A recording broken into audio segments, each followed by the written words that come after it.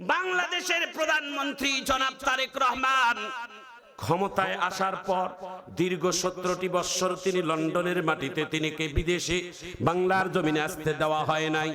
London থেকে আসার পরে ইলেকশনের মাধ্যমে ভোটাভুটির মাধ্যমে বাংলাদেশ জাতীয়তাবাদী দলের চেয়ারম্যান বর্তমান বিএনপির পক্ষ থেকে তিনি যখন প্রধানমন্ত্রী হইলেন, আজকে প্রথম ঢাকার গুলশানে তার কার্যালয় বিএনপির অফিসে প্রথম আসলেন তিনি ক্ষমতা পাওয়ার পর।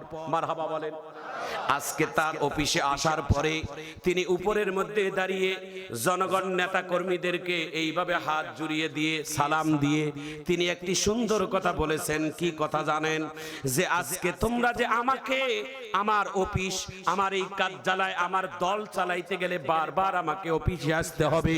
আমি অফিসে আসলে যদি তোমরা হাজার হাজার নেতা কর্মীরা এইভাবে জমা হও, ভিড় জমাও, জনগণের রাস্তা যদি বন্ধ করে দাও তাহলে জনগণের কষ্ট হবে। আর যদি এইভাবে তোমরা জনগণকে কষ্ট দাও, আমি প্রধানমন্ত্রী কথা দিলাম দ্বিতীয়বার আর আমি এই কার্যালয়ে অফিসে আসব না। আজকে থেকে তোমরা প্রতিজ্ঞা করো জনগণের রাস্তা বন্ধ করে প্রধানমন্ত্রীকে স্বাগত জানার দরকার নাই। একটু চিৎকার দিয়ে জোরে বলা যায় না আল্লাহু আকবার?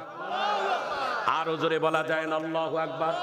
আমার ভাইজান, আমার বন্ধুগণ, এই কথাটা বলার সঙ্গে সঙ্গে তিনি একজন নেতার নাম ধরে বলছেন, এই রাজু, তুমি এই সামনের অ্যাম্বুলেন্সটার যে রাস্তার ফাঁকা করে দাও, অ্যাম্বুলেন্সটার মধ্যে নিশ্চয়ই কোনো রোগী আছে, রোগীটার জন্য রাস্তা প্রশস্ত করে দাও।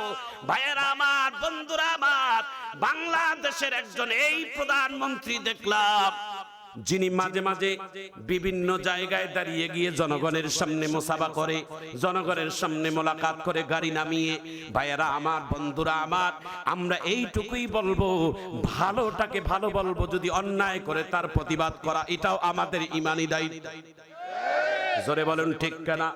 আমরা বিএনপির দালালি করব না, আমরা জামাত ইসলামের দালালিও করি না, আমরা কোন দলের দালালি করি না। যারা অন্যায় করবে তাদের অন্যায়ের প্রতিবাদ আমরা করব, আর যখন ভালো কাজ করবে সেটার সাধুবাদ জানাবো। হাত তুলে বলুন ঠিক কিনা? ভাইয়েরা আমার, বন্ধুরা আমার, জনাব তারেক রহমান আজকে তার বিএনপি কার্যালয়ের অফিসে এসে জনগণের সামনে, নেতা কর্মীর সামনে যেই কথাটা উপস্থাপন করেছে, এটা আমাদের সাধারণ মানুষের দিলের মধ্যে যে একটা মহব্বত, ভালোবাসা পয়দা হয়ে গেছে। বাংলাদেশের প্রধানমন্ত্রী এটাই চেয়েছিলাম, বাংলাদেশে কমপক্ষে জনগণের দুঃখ কষ্ট বুঝে যেন কাজ করে, এটাই আমাদের দরকার। জোরে বলুন ঠিক কিনা? যারা জনগণের ভোট পেয়ে জনগণকে চেনে না, এমন প্রধানমন্ত্রী বাংলার জমিনে দরকার না। কথা বলেন ঠিক কিনা?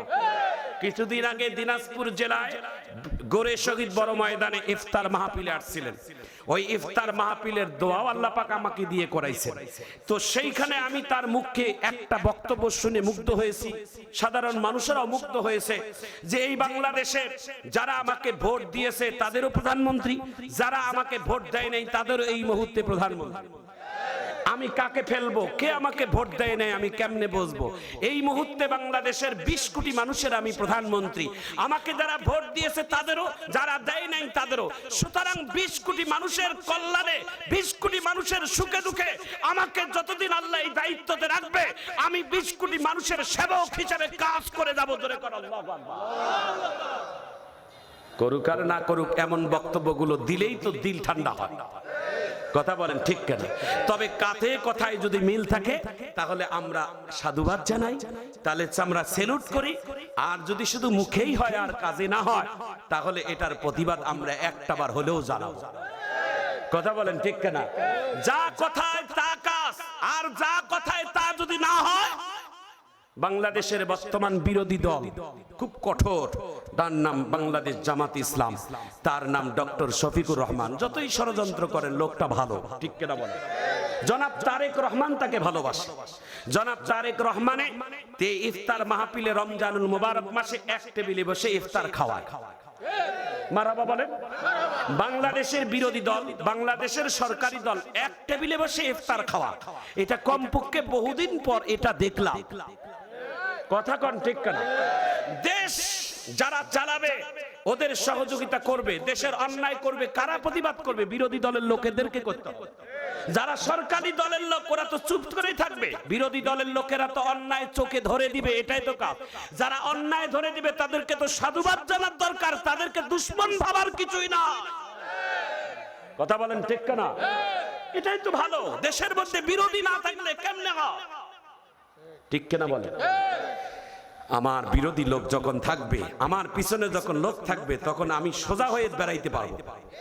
আমি চিন্তা করব লা ইলাহা ইল্লা আনতা সুবহানাকা ইন্নী কুনতু মিনাজ জালিমিন। লাখ লাখ কোটি কোটি টাকা কামাচ্ছি, কিন্তু আমার পিছনে কোনো লোক নাই, মানে দুদক নাই, তাহলে তো আমার লাগাম ছাড়া। আর আমার পিছনে যদি লোক থাকে তাহলে খবর আছে, আমার একটা টাকা কামাই করতেও, ঘুষ খাইতেও আমার এদিক ওদিক তাকাইতে হয়। কথা কোন ঠিক না? সুতরাং যারা অন্যায় ধরে তারাই দামি, যারা অন্যায় করে তারা কম দামি। অন্যায় ধরাটাই ভালো কাজ। বিরোধী দল খারাপ না, বিরোধী দল সরকার দলের ভুল ধরবে। মারহাবা বলেন, আরো জোরে বলেন মারহাবা। ক্ষমতায় যারা যায় তাদের বদনাম হয়, ক্ষমতা যারা যায় না, যারা ভুল ধরে তাদের বদনাম কম হয়। জোরে কর ঠিক কিনা? এটা আমার কথা নয়, এই বাংলাদেশের প্রধানমন্ত্রী জনাব তারেক রহমানের এই বাণীটাই আমি আপনাদের কাছে শুনিয়ে দিলাম, যে এমন সুন্দর কথা বলার কারণে বাংলাদেশের 18 কোটি মানুষের পক্ষ থেকে তাকে আমরা সেলুট করি, তাকে আমরা শুভেচ্ছা জানাই, স্বাগত জানাই। একটু চিৎকার দিয়ে জোরে কর মারহাবা, হাত তুলে জোরে বলেন মারহাবা। ভাইয়েরা আমার, বন্ধুরা আমার, দিলটা নরম করে দেন। 1 মিনিটে কথাটা বলে আমার অন্য সাবজেক্টে চলে যাব। হযরত আবু বকর সিদ্দিক রাদিয়াল্লাহু তাআলা আনহু চটের পাঞ্জাবি পরে, চটের কাপড় পরে যখন আল্লাহর নবীর সামনে বসে গেছে, জিবরাইল চটের কাপড় পরে আল্লাহর নবীর কাছে এসে হাজির হয়েছে।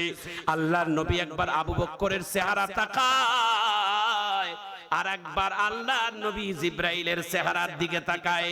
আমার নবী জিবরাইলকে ডাক দিয়ে বলে, ও জিবরাইল, তুমি এতবার তুমি আমার কাছে আসছো, কোনদিন এই রকম কাপড় পরে তুমি আমার কাছে আসো নাই, আজকে তুমি এত কম দামি কাপড় পরে কেন আসলা? আল্লাহর ফেরেশতা জিবরাইল ডাক দিয়ে বলে, এটা আপনার চোখের কাছে হয়তো কম দামি হতে পারে, কিন্তু রবের কাছে এই চটের কাপড়টাই দামি হয়ে গেছে। তার মানে আল্লাহর কাছে এই চটের পাঞ্জাবি আবু বকরের বড় দামি হয়ে গেছে। একটু চিৎকার দিয়ে জোরে বলেন সুবহানাল্লাহ। আবু বকর সিদ্দিক, হযরত উমর চিন্তা করছে, জীবনে সারা জীবন হযরত আবু বকর 1 নাম্বার হইছে, আজকে কমপক্ষে আমি উমর 1 নাম্বার হব। দানের প্রতিযোগিতা আল্লাহর নবী শুরু করলেন। দান করো, কে কার সামর্থ্য আছে দান দাও, দিনের জন্য, আল্লাহর দিন কায়েমের জন্য সহযোগিতা করো। আল্লাহর নবীর এই কথা শোনার পরে সাহাবায়ে কেরামেরা আল্লাহর দিন কায়েমের জন্য যার যেটা সামর্থ্য খুশি মনে দিতে শুরু করলেন। কেউ তাদের জীবনের, তাদের আর্থিক, তাদের পারিবারিক যা ছিল তারা 3 ভাগ করে 1 ভাগ দিয়েছে, 2 ভাগ রেখেছে, কেউ ডবল দিয়েছে, কেউ অর্ধেক দিয়েছে। এভাবে সবাই যার যেই সামর্থ্য অনুযায়ী যুদ্ধের ময়দানে আল্লাহর দিন কায়েমের জন্য আল্লাহর নবীর কাছে মওজুদ করে দিল। আল্লাহর নবী শেষ করার পরে বলে, হিসাব দাও, কার সম্পদ থেকে কে কিভাবে দান করছে একটু হিসাব দাও। সমস্ত সাহাবায়ে কেরামকে আবার দ্বিতীয় রাউন্ডে এক কাতারে দাঁড় করালেন। সবাইকে জিজ্ঞাসা করে, তুমি কে দিয়েছো? একজন বলে আমি 50টা উট দিয়েছি, একজন বলে আমি 100টা দিয়েছি, একজন বলে আমার যত সম্পদ আছে 3 ভাগ করে 1 ভাগ দিয়েছি, 2 ভাগ রাখছি, আর একজন বলে আমি অর্ধেক দিয়েছি, অর্ধেক রাখছি। সবার শেষে মাথাটা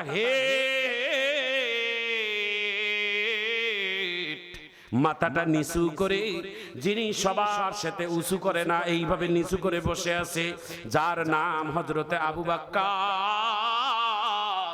আল্লাহর নবী তাকে ডাক দিয়া বলে, আবু বকর ভাই, আপনি কি দিলেন আর কি রাখলেন আর কি হিসাব দিলেন, একটু হিসাব দিয়ে দেন। আল্লাহর নবীর সাহাবী হযরত আবু বকর আল্লাহর নবীর চেহারার দিকে তাকিয়ে দেখে আবু বকরের চোখ দিয়ে পানি পড়ে পড়ে বুকের কাপড় ভিজে গেছে। হযরত আবু বকর ডাক দিয়ে বলে, লজ্জায় কি বলবো গো নবী, আজকে তারা এত দিল, এত দান দিল, এত উট দিল, এত দুম্বা দিল, এত জাল কিছু দিল, সম্পদ দিল, টাকা দিল, খেজুরের বাগান দিল, আর আমি আবু বকরের দিবার মতো আমার আর কিছুই নাই গো নবী। আমি ঘরের মধ্যে গিয়েছিলাম আপনার দিনের জন্য কিছু সহযোগিতা করার জন্য, লজ্জায় গো নবী বলতে পারি না।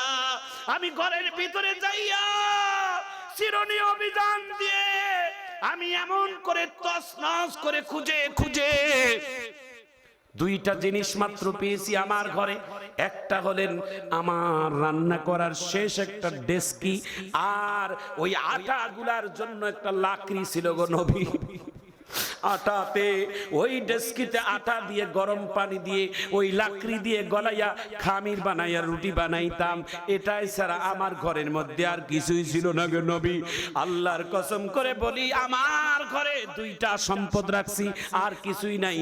একটা সম্পদের নাম হলো আল্লাহ, আর একটা সম্পদের নাম হলো মুহাম্মাদুর রাসূলুল্লাহ। এই দুই সম্পদ ছাড়া আমি আমার ঘরের মধ্যে কিছুই রাখি নাই। আমি ওই ডেস্কি আর লাকড়িটা যুদ্ধের ময়দানে দিছি। হয়তো আপনার কাছে হাস্যকর মনে হবে, কিন্তু আমার আবু বকরের কাছে এটাই ছাড়া আর কিছুই আমার নাই। আরে গরিব ভাইয়েরা আমার, শ্রমিক ভাইয়েরা আমার, ভ্যান চালক ভাইয়েরা আমার, লক্ষ লক্ষ টাকা মসজিদ মাদ্রাসায় কোটিপতিরা দেয়, তখন আপনারা 10 টাকা দিতে লজ্জা করেন। না না, লজ্জার কিছুই নাই। আপনার ওই ঘাম ঝরানো ভ্যান চালাইয়া ওই 10টা টাকা মসজিদের কৌটার মধ্যে অন্ধকার মসজিদের বাক্সের ভিতরে কেউ না দেখে আল্লাহকে খুশি করার জন্য যদি বিসমিল্লাহ তাওয়াক্কালতু করে মসজিদের এই বাক্সের ভিতরে ঢুকে দেন, ওই 10 লক্ষ ঘুষের টাকা থেকে আপনার ওই 10 টাকা মসজিদের জন্য বড় উপকার।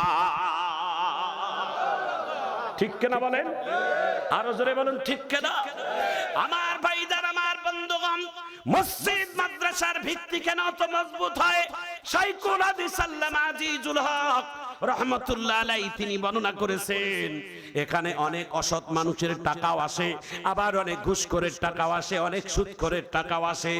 এই জন্য আল্লাহর ঘরে মজবুত হওয়ার পিছনে সব থেকে বেশি কাজ হলো এখানে কিছু মজবুত ইমানদার আল্লাহওয়ালা গরিব মানুষদের 2-4 পয়সা টাকা আল্লাহর খালেস দিলে দেয়, আর এই তাদের টাকাটা এত মজবুত হয়ে শিকড় হয়ে মসজিদের ভিত্তি হয়ে থাকে। এই জন্য মসজিদ মাদ্রাসা কোনোদিন ধ্বংস হয় না। হাত তুলে আল্লাহ